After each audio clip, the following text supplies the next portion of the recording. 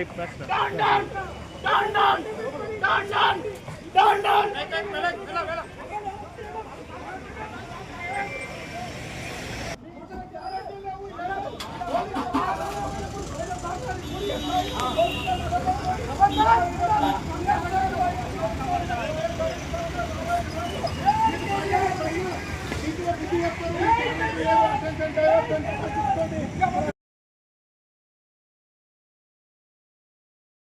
Congress party అధికారంలో ఉందని విర్రవీగుతూ Sircilla MLA camp కార్యాలయంపై దాడి చేస్తే ఒక బీఆర్ఎస్ నాయకుడు అడ్డుకుంటే అతని దేహశుద్ధి చేస్తుంటే కూడా పోలీసులు పట్టినట్టుండ్రు.